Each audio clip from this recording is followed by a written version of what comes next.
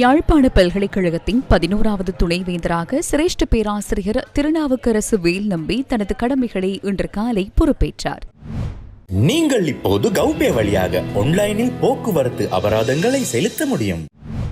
பல்கலைக்கழகத்தில் உள்ள ஸ்ரீ பார்வதி சமேத பரமேஸ்வரன் ஆலயத்தில் நடைபெற்ற விசேட பூஜைகளை தொடர்ந்து மங்கள வாத்தியம் முழங்க சிரேஷ்ட பேராசிரியர் திருநாவுக்கரசு வேல்நம்பி துணைவேந்தர் அலுவலகத்துக்கு அழைத்து வரப்பட்டார்.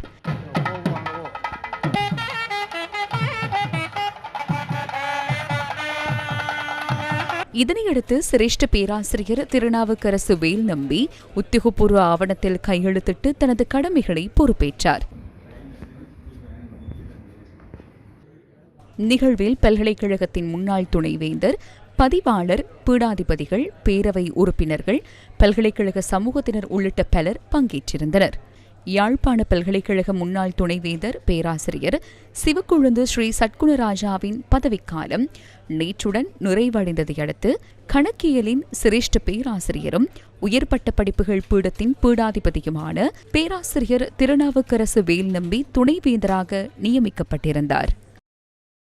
ஒரு நீண்ட பாரம்பரியத்தை கொண்ட பல்கலைக்கழகம் யாழ்ப்பாண பல்கலைக்கழகம் எங்களுடைய சமூகத்தோடு இணைந்ததாக இருக்க வேண்டும். சர்வதேச ரீதியாகவும் சரி, இலங்கைக்குள்ளேயும் சரி, பல்கலைக்கழகங்களுடைய வரிசைப்படுத்தலிலே நாங்கள் மேலும் முன்னேறி செல்ல வேண்டிய தேவை இருக்கின்றது. அதற்கான பிரமாணங்களை அடையாளம் கண்டிருக்கின்றேன். இந்த பல்கலைக்கழகத்தை தரவரிசையில் மேலே கொண்டு செல்ல வேண்டிய தேவைப்பாடு இருக்கின்றது.